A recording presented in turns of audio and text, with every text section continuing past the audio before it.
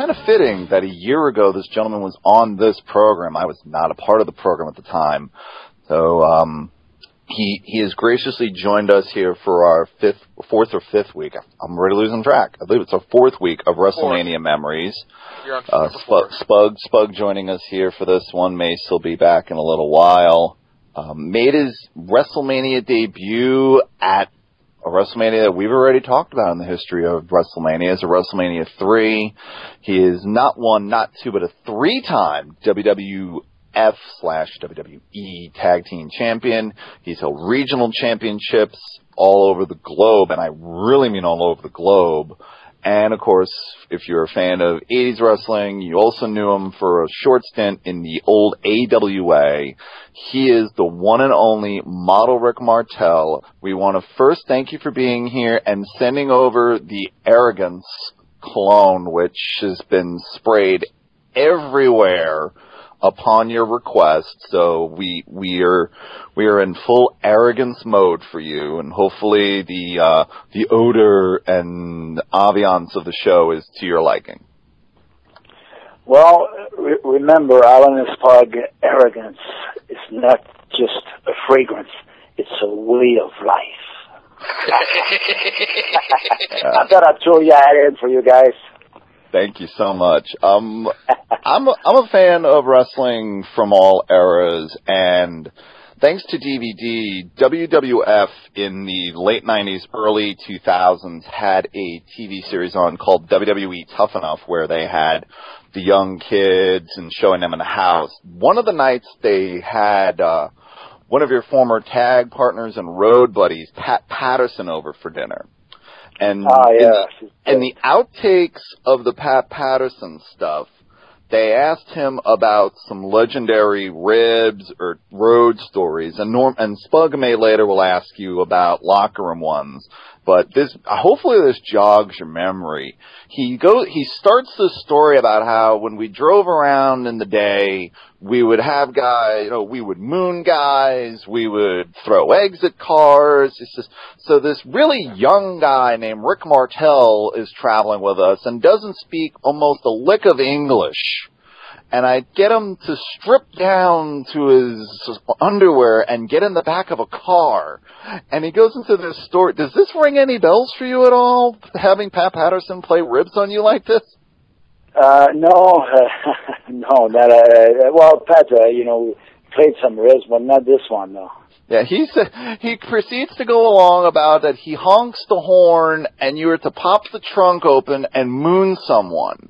And they apparently were pulled over by the state troopers and honked the horn, and here's Rick Martel's tush for everyone in the state trooper's office to see. No, I'm afraid Pat probably messed up the name. Oh, my goodness. I'm afraid, Alan, it wasn't me. It sounded good, but it wasn't me. For fans that aren't aware of it, where did the name itself, Rick Martel, come from? Because the first thing I got from people in my email account was, hey, ask him about his sister Sherry. And I'm like, that's not his real last name. Was the Martel name given to you? Did you come up with it? What were your initial dealings with the name itself? Well, I had a brother, Michel, who was in wrestling, before I was, and he had the experience of trying because my real name is Vigneault, and the way it is written, people would call him Vigneault or Vigold, every which way, the name was mentioned except the right way. So he decided to early on to change his name to Martel. It's a French name, easy to pronounce, and so when I came in, I as his brother, of course, I took the name Martel, which later on was a good thing because when I make some calls, business calls, or reservation at restaurants or whatever, I use that name Vigneault, and nobody would know who the hell I was, so it turned out to be all right. For fans that aren't aware of it, you've wrestled everywhere, and I was not kidding. You wrestled in New Zealand. You wrestled for the Pacific Northwest Territory. All over. When you first started out, thanks to your brother being in the business, Was that a blessing for you, or did that kind of hinder you when you went to go to territories like Pacific Northwest? No, it was a blessing for me because, of course, I lost my brother, wrestling, in fact, in 1978 after a wrestling match in Ponce, Puerto Rico. I started in 1973, so I had my brother as a mentor and an advisor and a best friend, somebody I could count on for advice for the first 5 years of my career. So it really helped me out, because my brother was all, he was pretty good business-wise, and he had a great wrestling mind, and so of course I could always count on him. And of course the downside, when I lost him in '78, my world came tumbling down. It took me a few months to recuperate from that because it was hard, very hard for me. I was 21 years old at the time, and it was tough. What were the circumstances of his passing? Was it ever known to the general public? Was it an injury? What happened to him? Yeah, well, it was a mixture of that night. Of course, it happened in Puerto Rico, and when I was in Atlanta. In fact, I was wrestling in Atlanta in '78.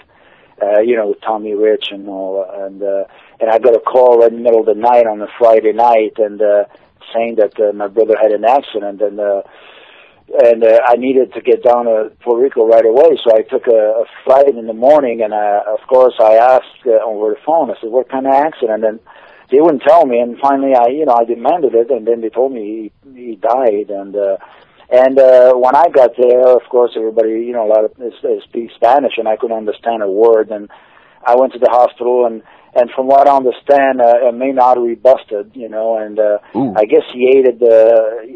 He had some food later in the day, early before the match,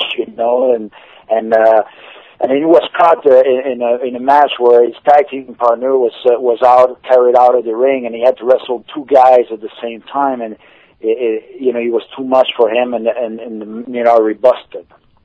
Oh my goodness! Yeah, it was horrible, and it was a tough thing for me to keep going, afterwards. And did you ever contemplate stepping away completely from the business and going, "I can't do this without my brother here"? Yeah, well, of course, I flew in, my brother's body back home, and of course, all my family, especially my mother, she didn't want me to go back in wrestling, and I stayed here a couple of weeks, and I explained to her, that Michelle paved the way for me, and that would be the worst thing I could do is quit, and it was tough for them, but and me, there was never any question, no doubt in my mind that I had to keep going, for his memory. And you did keep going quite successfully, I might add. You were part of a very underrated and influential tag team and a bitter feud with your tag team partner in the early '80s with Tito Santana and Strikeforce. Yeah.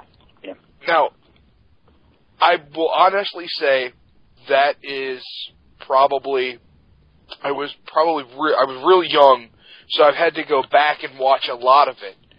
But what's it like being in the ring with a Hall of Famer like Tito? And might I add, I haven't looked at the roster lately, but I'm pretty sure if you're not in there, you should be, sir. Absolutely. We're voting for you if we had a say. But what's it like, working with Tito and going through... Because you guys were to look back at what Strikeforce had done, and to see it, 20-some-odd years later, 30-some-odd years later, in tag teams that form today, I don't think your guys' influence is rated properly amongst the great tag teams. Yeah, well, I think maybe the reason being is that we're a tag team, weren't tag team that long, to be, considered an influence. We did some great things with Tito and I as a tag, and Tito was great to be tagged with him, and also great to wrestle against him. Because when I switched, we had a feud for a few months, and it was fantastic. I really enjoyed that. Tito was ultimate professional in and out of the ring, and we still keep in touch to this day. You know, in fact, I will be with him later on this year in Germany, and I love Tito. You know, so that was a lot of fun. I really enjoyed that tag team with him. The reason we parted is that I had been at that point 15 years as a babyface, you know, in the wrestling, and I started early, very early, 1973. So in '88, you know, I said, well, you know, it's time for me to change, and I went to see Vince about the idea of me switching heels, and his first reaction was no way, you know, and of course I had a talk with Tito about that, and he respected my decision, and he thought, you know, said, hey, go for it, brother, you know, I'm behind you, so of course later on we did that, you know, at Wrestlemania V, where we did the switch there, but I, you know, as a babyface, I'd been there. You know, I was AEW champion for 19 months, and I'd, like you said, Alan earlier, you know, I'd been all over, you know, Singapore, you know, New Zealand, Australia, all over the States, Canada, and so I needed a change in my career, you know, to make things. I needed a challenge, you know, creative challenge for me, and I was glad I did it because. You know, being the model helped me finish my career, you know, on a positive note where I could, you know, come to the ring with a great motivation, you know, and I was really happy I did that. You, after Strikeforce, had a real long feud with Tito. Yeah. And one of your matches took place at the '89 King of the Ring tournament. Seeing what they've done to the King of the Ring tournament, because by all accounts, what I've watched, what I've read, what I've learned, that the King of the Ring actually was a tournament that meant something. You sure did. She did. Does it bother you now that the King of the Ring is nothing more than a shtick on Monday Night Raw once a year? Coming from someone who was in the finals to be crowned King of the Ring? You know, Slug, I have no judgment on whatever's going on now in wrestling because, you know, it's another time now, and they do whatever they have to do to make it successful or try to make it successful. So it's like us in the 80s. I remember that because I started early 70s. I remember old timers, you know, from the early 70s would come and see me in different towns and say, oh man, what is this thing they're doing with wrestling, all the gimmicks and all this thing, you know, they couldn't believe it, you know, and so I'm not gonna, you know, pass judgment, you know, on what's going on in wrestling today.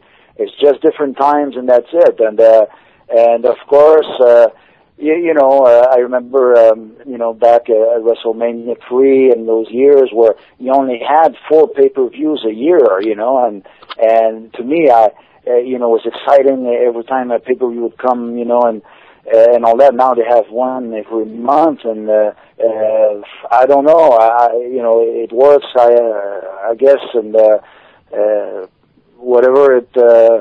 All I know is that the guys are doing their best to entertain still, and they out there risking their body and to do their best to entertain, and I think the fans are the winner here. Do you? I know you don't want to pass judgment, and that's not what I'm asking, but coming from four to 6 pay-per-views a year to now, you know, 12 or more a year. Did it offer a better payoff for storylines and programs between wrestlers when you only had a limited number of pay-per-views a year, a better payoff for the fan? For the fans, you mean? Yes. I think, you know, it's like, yeah, I'm sure. I think so. I think that the fact that you're looking forward to something, you know, there was a build-up involved, you know, about a 3-month build-up to a pay-per-view. So of course you could build up stories, and then finally, wow, the climax, you know, here it is. You know, everybody was, even among the wrestlers, I remember the excitement in the dressing room. Hey, next week the pay-per-view, great, you know, and we're all excited, you know, because we've been waiting for it for almost 3 months, and now here it is. And you know, I think I liked it better this way myself, you know.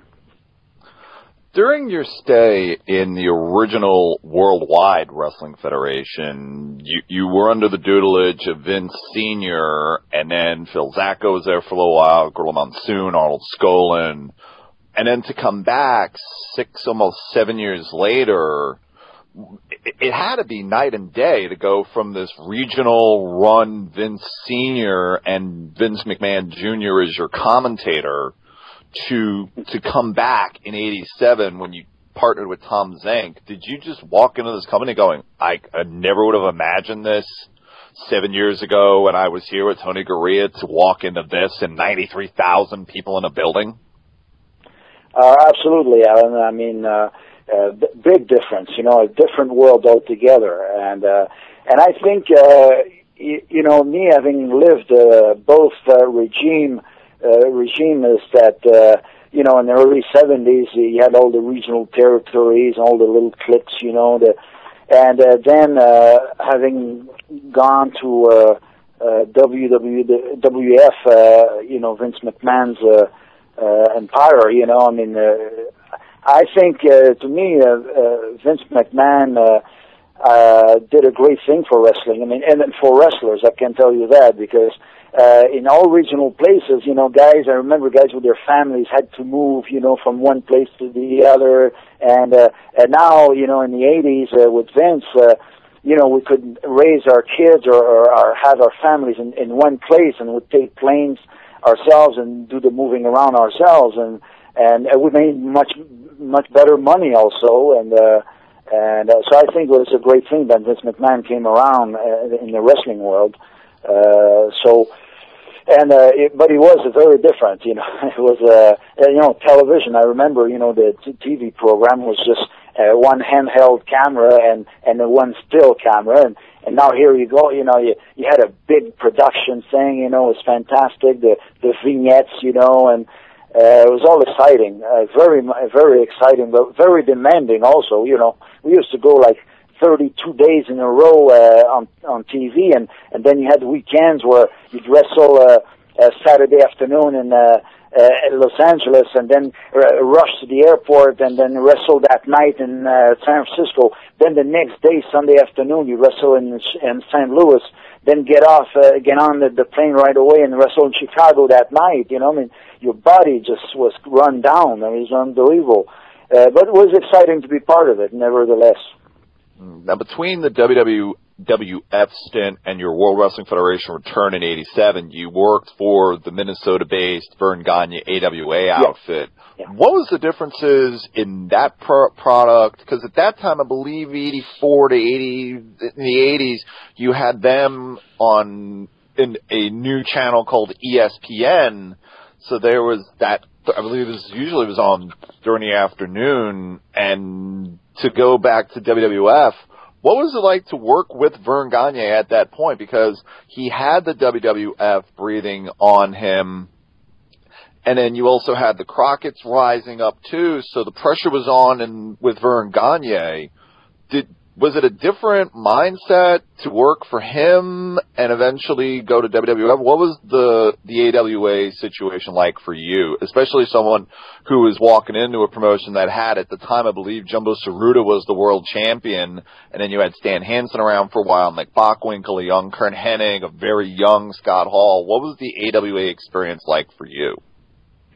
Oh, well, as far as promotion goes, it was completely different. I mean, it was not the same at all. You know, Verne had the old ways of, you know, the 60s and the 70s, and Vince had the, you know, the future ahead. You know, he had a vision and all that, and so in that sense, it was very different. And also I remember, you know, they couldn't believe what was going on with wrestling, and they were just trying their best to counter it. You know, I remember that Pro Wrestling USA, where the Crockett's and all the different promoters, try to get together to try to go against Vince, and we went to the Meadowlands and different places, and try to go head on with against Vince, and these guys, I remember, the first night we went out to eat, all the promoters and myself and Ric Flair and all that, and I remember different ideas, guys, different promoters were going, oh yeah, we're going to do this and we have to do this. Everybody's going, yeah, and I'm going, wow, it's exciting. I think it's going to work. And but sure enough, as everybody, once that we left that night, everybody's trying to, pull the plug for them and trying to, what was said at that table that night, nothing was kept. Nobody kept their promise, so we all, it failed for that reason. If they would have stuck together, maybe it would have had a chance to succeed. But Vince had a serious plan. I mean, he was. You have to give him credit. I mean, this man, unbelievable what he accomplished. You just brought up Vince being the future, and I kind of want to flash forward to the future a little bit in sort of the past. In '91. In the 90s, you came back to WWF, and you were the model, which, interestingly enough, was a J.J. Dillon idea, and I must say, excellent idea. Oh, thank you. Yeah, it was... go ahead. But I want to ask you about a very influential and ahead-of-its-time match in a feud that you had with Jake the Snake Roberts, who is arguably one of the great ring psychologists in the history of the business, and you are no slouch in that department. But when you get into that ring and you're surrounded by thousands of fans in L.A. at WrestleMania VII, and the referee comes up and puts that blindfold on you, that hood, watching the match over and over again in later years, it's amazing the way you two worked in that ring. Now, I don't know if you could have seen in that hood or not. I don't know if it had holes in it or like the real black grating so you could see or breathe. But what was it like to be in that match? To listen to the crowd and work that? I mean, was it extremely difficult? Did you guys have a plan going out? What was that like? Well, it was nerve-wracking. I mean, especially, when you're doing live television, live pay-per-view, I mean, you want to get things right, and it was difficult to see through that blindfold. We could see a little, but it was very difficult, and so therefore, a few weeks ahead, as the time was getting closer to that event in LA, I asked if we could have a trial at it, somewhere. And we had in West Palm Beach, we had a match of blindfold, against Jake, because I didn't want to go in LA, WrestleMania VII with because I guess Jake had tried it before, so he knew what he was in for, but not me. So I tried it, and of course I made some adjustments and made sure I didn't do certain things a certain way, and so I was really happy with the results. I tell you, I was really, really at the end. I was very happy with it. Now, when you're in that type of match and you're in that type of situation, wrestlers a lot, and I going through their school and training a long time ago, learned this. You rely on facial expressions a lot to sell pain, anguish, joy. You don't have your face to be able to sell that. Did you have to override that in your mind and say, I have to use more body language and be more bigger with my arm flailing? I mean, how do you work that out in your head to sell when people can't see your face? Well, excellent point, Spug, because as you just said, we completely, I mean, what it's all about, wrestling is all about, is face expression. That's how people can relate to the pain you have, or how angry you have, how scared you are, and and we didn't have that to work with. So yes, we did have to work with our body, expression. I mean, the body movement, and luckily the crowd reaction was fantastic. That helped us a great deal because when I put my hand out there and I tried, people would scream, like cold or hot or that type of thing. The reaction we had, and so we played a lot with the crowd. It really, really helped us. And of course, as you were saying earlier, Jake, what a guy. I love to wrestle against him, and being against Jake was like going to a dance. I really enjoyed it. We've heard several stories over the years from folks about that pay-per-view, that WrestleMania VII, which was headlined by Sgt Slaughter and the Iraq heel character with Hulk Hogan, that originally, and I'm old enough to remember it being 36, that it was supposed to be in the L.A. Sports Coliseum where the USC Trojans play their home games and was the home site for the '84 Olympics. And then the story I remember was due to security reasons, it was moved to the old L.A. Sports Arena. Was it a situation that was it that bad, or was it a ticket sales issue? I mean, because you went from 93,000 at Pontiac Silverdome to an outdoor venue in L.A. Was it ever explained to the talent, okay, guys, this is why we're moving here? Don't know. If you hear stories, this is why? From what I understand, Alan, is I heard the same thing you did. I mean, that it was a security issue, because I doubted, because it was really, the buzz around the whole thing was fantastic. I mean, and I don't think they would have any difficulty at all, filling the Coliseum, because the demand was there. And but it did surprise us. What was that situation like to be around in the locker room with Sgt Slaughter? Because he was, on a History of WrestleMania DVD I watched, he was asked about that time frame, and he said that he actually was driving in bulletproof cars to go to places. Did he ever let on to the other guys on the roster about, I'm kind of uncomfortable doing this Iraqi sympathizer thing, but no, it's what WWF and creative have offered me to do? What was the situation like for someone like you to be seeing him on almost a day-to-day basis?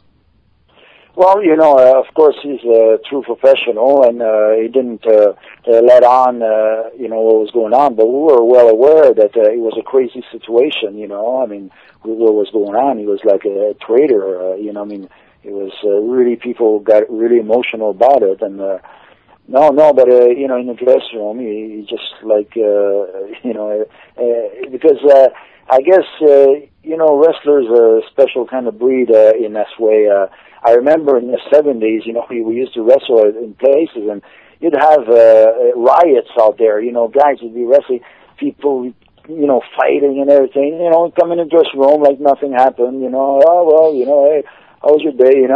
Just there was a few people throwing chairs and. Trying to, it was, so, in that sense, Slaughter was just like, everybody else, in the wrestling dressing room. I mean, it's amazing sometimes how people, behave in certain ways in certain situations where, you say, wow, man, I would have went to screamed or whatever, Rick Martel joining us here on All in World of Wrestling Radio, brought to you by the Wild Talk Radio Network. When this is our fourth week of doing WrestleMania Memories, and fortunately, we've had Brutus the Barber Beefcake and George Animal Steel on, who were in attendance like you were for WrestleMania III in the Pontiac Silverdome. Both of them expressed the same feelings when they got to that building. To walk out there, and as fans are aware, if they own a copy of WrestleMania 3 or the WrestleMania Anthology, the opening match on the show is WWE Hall of Famer Don Morocco and Cowboy Bob Orton taking on Tom Zenk and yourself. Was it a situation when you guys got out there just to stand there and go, oh my God, we're in the middle of this football stadium that's unbelievably filled? Was it jitters being the opening match that you're going, looking at the wrestling gods going, dear Lord, don't let me trip? Yeah, it sure was.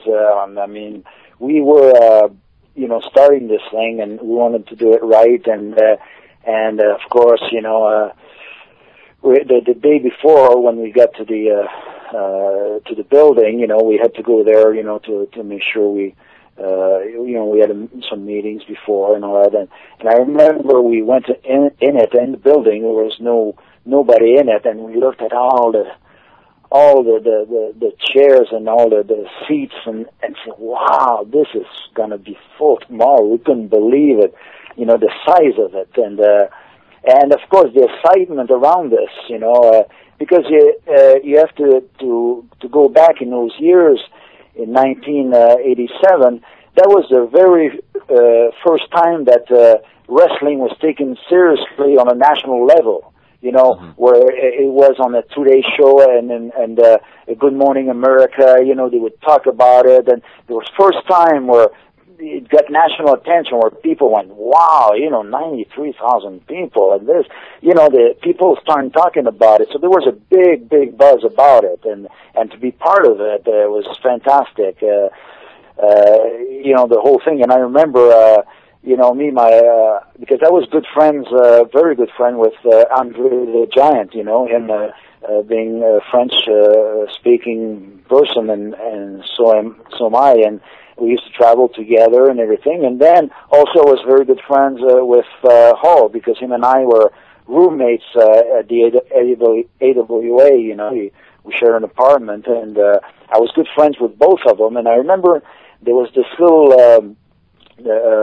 little competition between the two, because you have Andre before Hall came in. Andre was like the attraction in wrestling. He was the person. I mean, with Hollywood, with everybody. He was the attraction, and then he could see that Hulk was coming around. He was going to take his place. He was going to be the man now. And at first he didn't like it, and they had I remember in Japan there was a little tension between them, and of course Andre had to come to his sense and realize that he had no choice.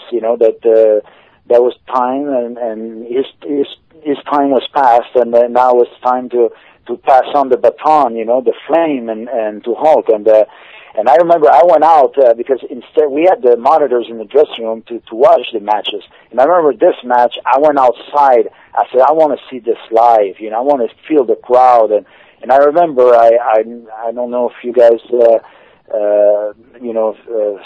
remember this moment. When Hulk finally slammed Andre.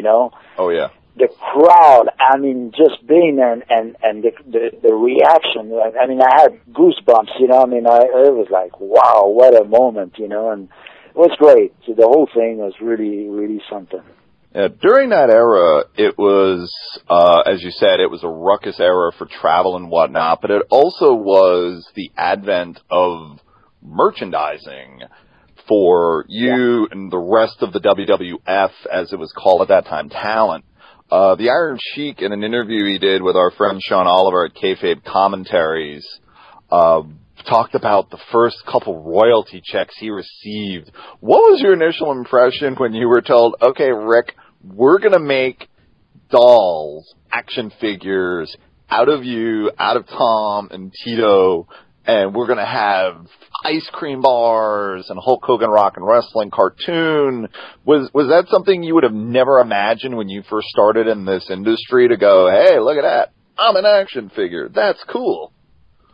Oh yes, of course. We had no idea that it was going to take this course, and having these merchandising checks. It was fantastic, really great, to see these little figurines, and action figures. It was, something that I could have never imagined, ever. It was also the time of the Saturday Night's Main Event setup that Dick Ebersol and NBC brought in. Was that also pretty cool to have in there? Because as you mentioned at the time, in '87 you had the advent of Survivor Series, and then a couple of years later you had Royal Rumble, and then a couple of years later you had SummerSlam, so you eventually had at least 4 pay-per-views through the year. Was that nice for you in the creative aspect of a feud to go, okay, well, if I go from Mania, I can get to Saturday Night's Main Event with this story, and then we'll go to Survivor Series? Did that help out at all in creative, or was it just another night at the office?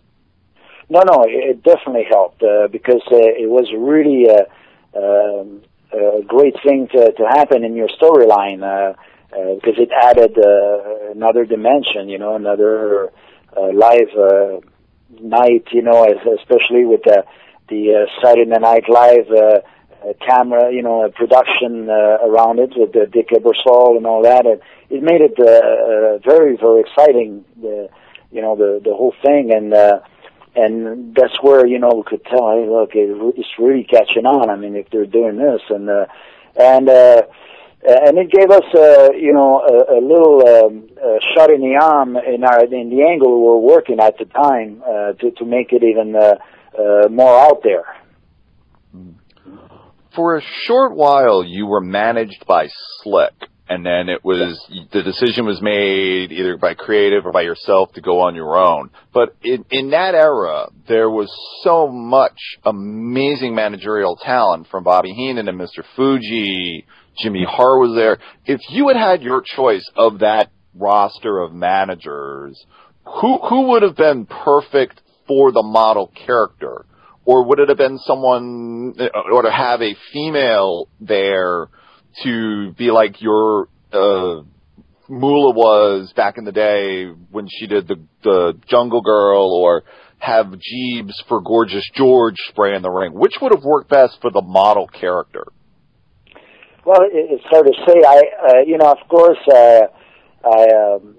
Slick, he was, we were teamed up together, and him and I could tell that he wasn't not working. I mean, I wasn't feeling comfortable with it because, in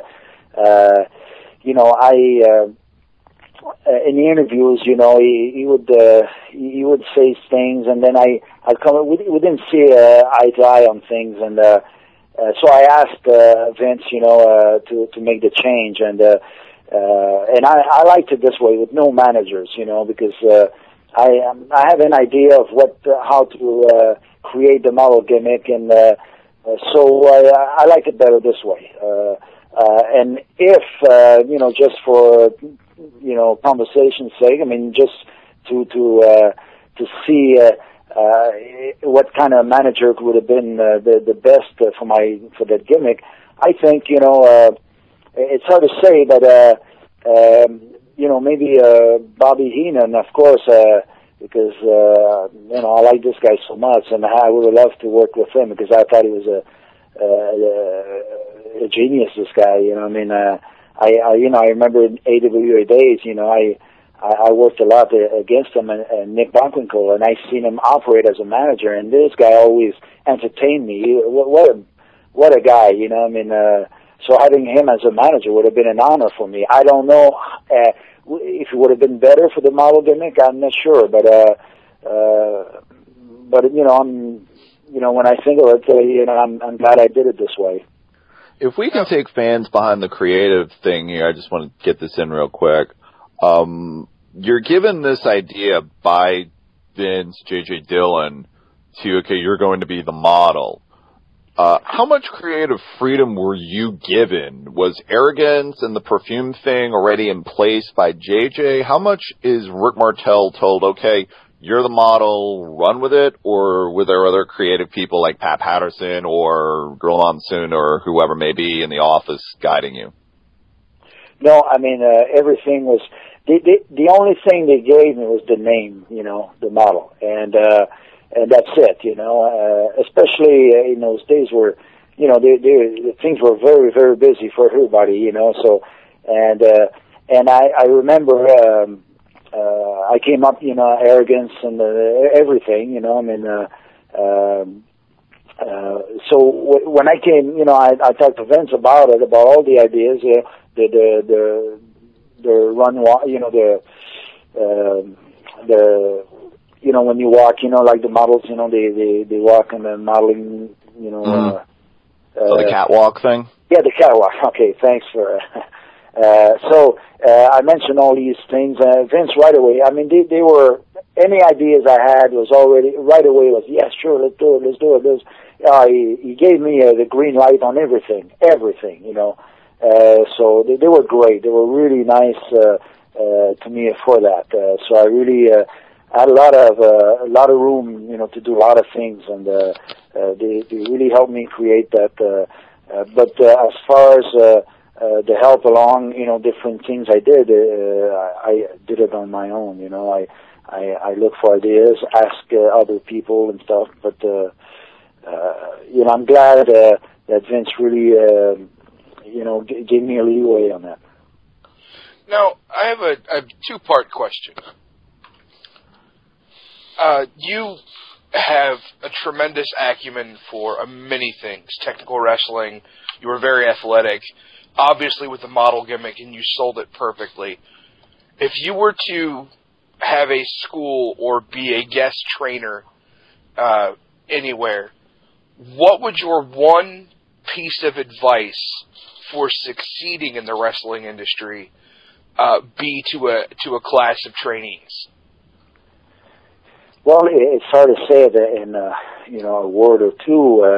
Well, give as long of an explanation as you want. We got plenty of time. We're not going anywhere. Sure.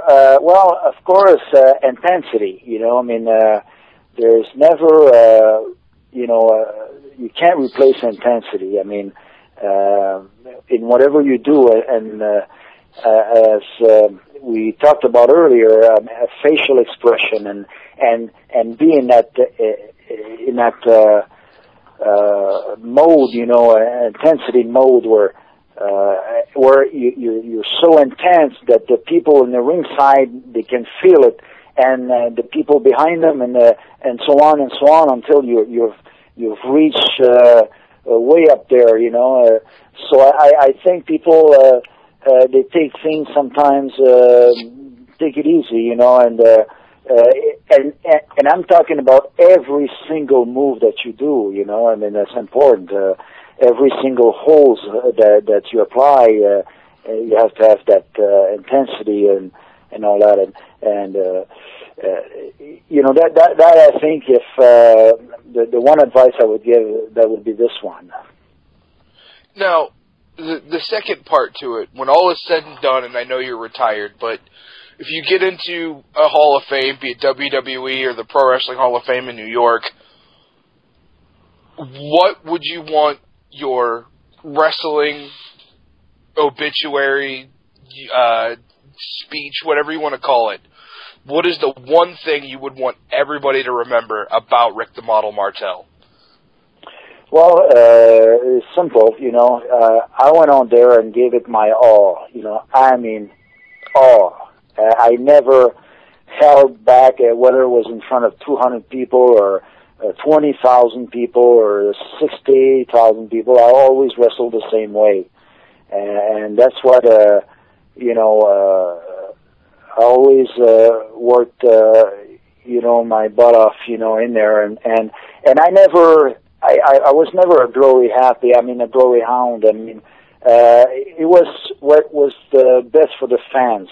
I mean, I remember, and that's what I liked about Tito on that. I remember him and I would be tag team, and there were some nights where it was time to take some heat on one of us, and we say, hey, whatever's there. We didn't. You took the heat on me this night, and tomorrow will be you, and whatever. No, we didn't work this way, And I left Tito for that, and it was, hey, whatever's there, and so my thing was I was out there for the benefit of the fans, and that's all there is to it.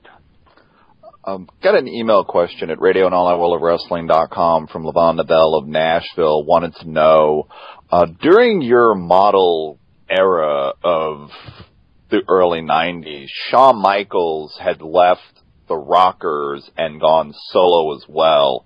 Did you ever look and go, no, that gimmick's getting a little close to what I'm doing as the model, or did you not even notice peripherally around you the other heel characters that were going on?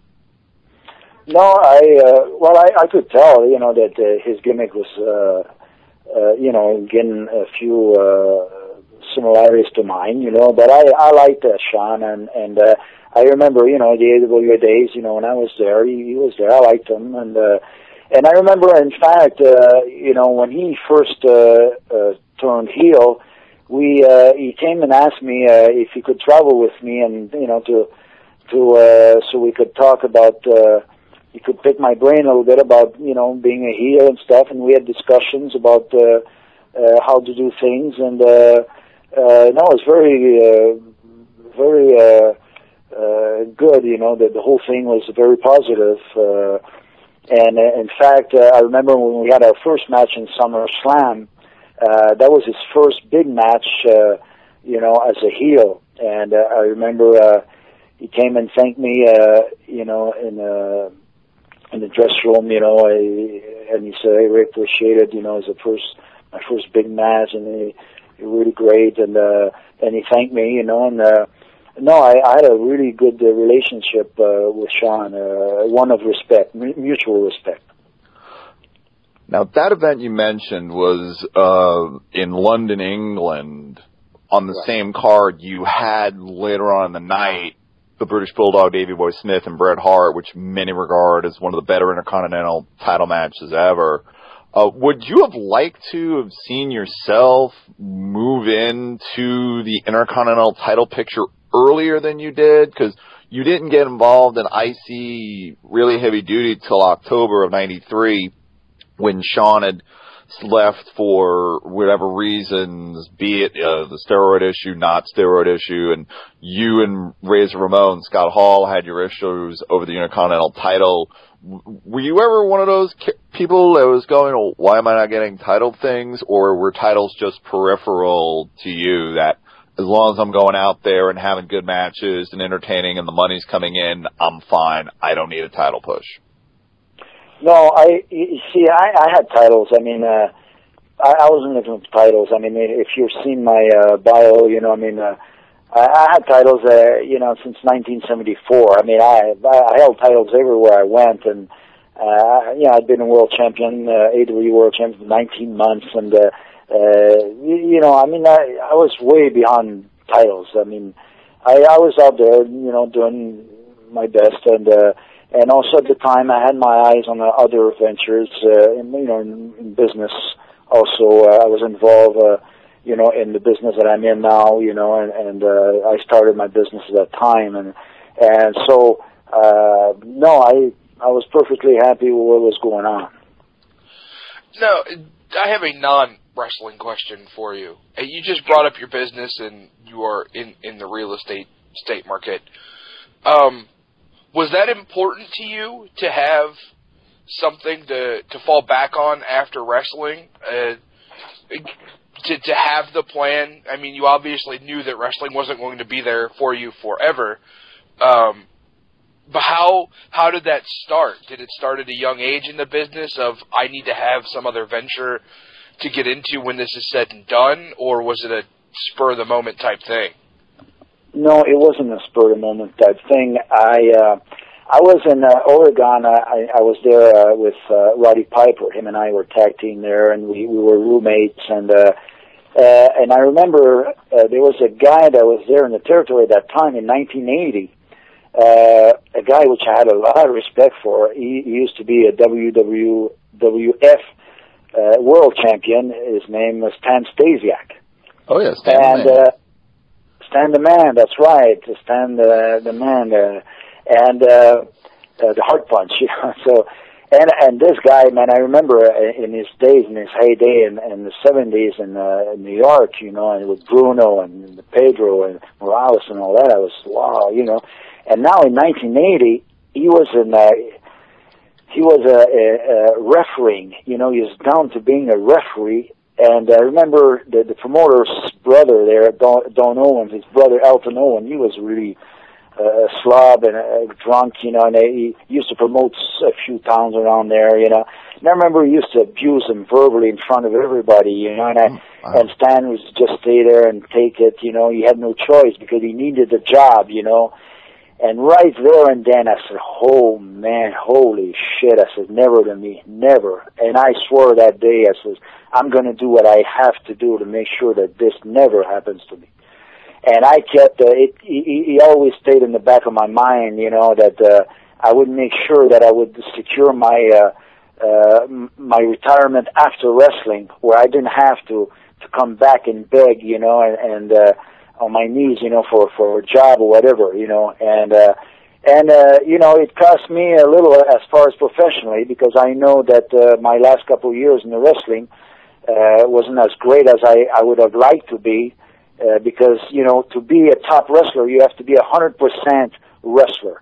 And I was like a 50% wrestler and a 50% businessman, you know, and you can't give it your all in this. But at the time, you know, I did it this way because I wanted to secure, because unlike now, you know, the money back then, we didn't make enough money where you could just be a wrestler and then retire, you know, I mean, and have millions of dollars and stuff like that, you know, I mean, we were doing great money, but not that great, you know, I mean, so I did it this way, and I don't regret a thing, you know, I mean, you do what you have to do, and you know, I had an opportunity, and I took it, and I didn't love wrestling any less because of that, I mean.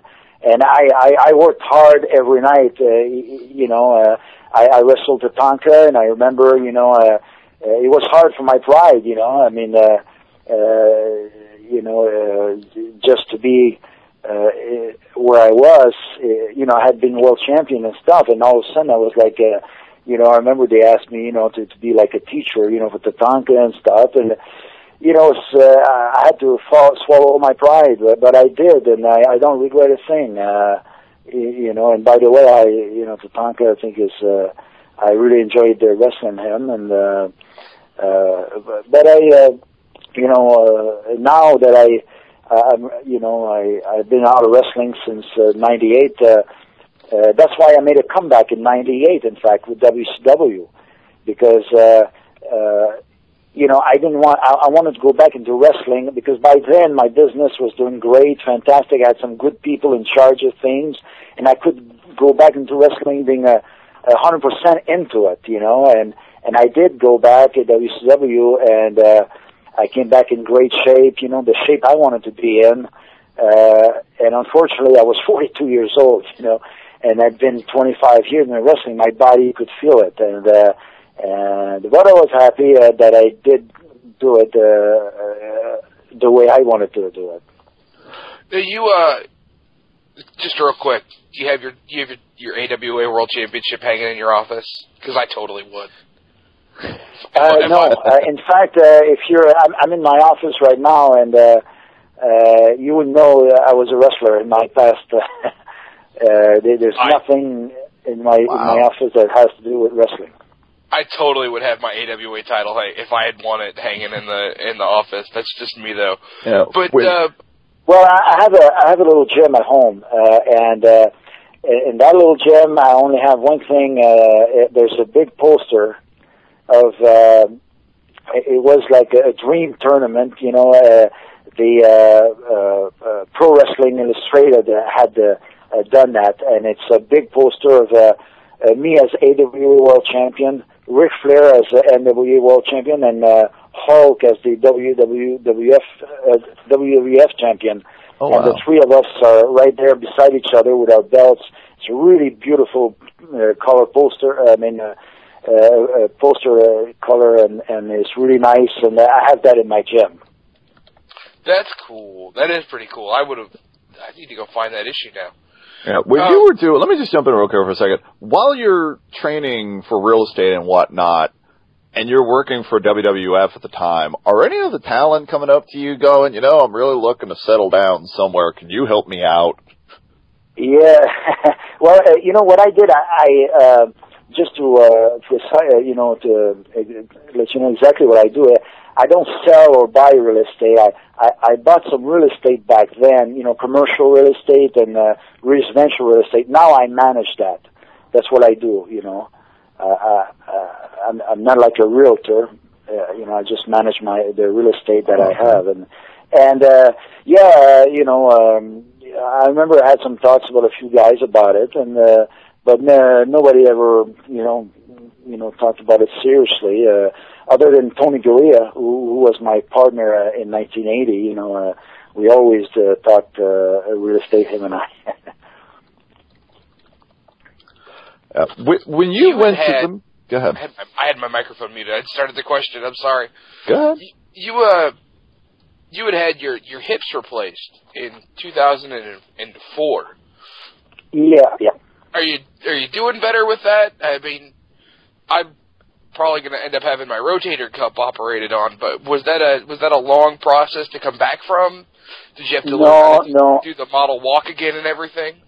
Oh yeah. I tell you, Spug, if you ever had the, in fact, I would have 2 years too long. I mean, I would have, if I know what I know now, I would have had it done 2 years earlier, because I after I quit wrestling, I was in a lot of pain, and I said, I shouldn't have carried that long, this pain, that I had, and now it feels great. I'm in good shape. I work out. The only things I don't do is things that I never did, but I did, but I didn't do seriously, is tennis, play tennis, or downhill skiing and stuff like that, and that's it. Other than that, it's really good.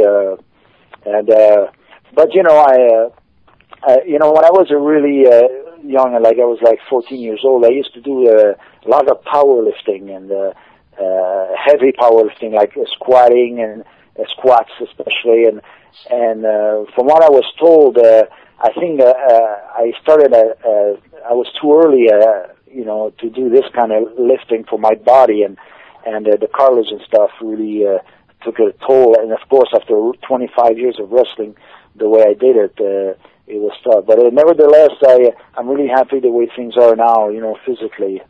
Before I let you go, I got to ask at least one WCW question, since we're almost on the 10th anniversary of the promotion's passing. Sure. What was that company like to be in 97, 98? Because at that point, they were literally beating WWF in the ratings. What was that atmosphere like to be around with Eric Bischoff, to do the switch from having, you have Vince in control here, and from what we've heard from people, yes, at one point Eric was in control, but then a lot of the talent, like Kevin Nash and Scott Hall and Hulk Hogan, were kind of running their own things. What was it like for Rick Martel to go from the WWF to WCW? Well, for me, I was really happy. I mean, I was like, I was thrilled because to be part of it, because as you say, WCW were, having a great thing going. They were, beating WWE on the ratings, and the buzz was really there, and it was a lot of fun. And also, Eric Bischoff, I had a great relation with him. He was really nice to me and gave me a great contract.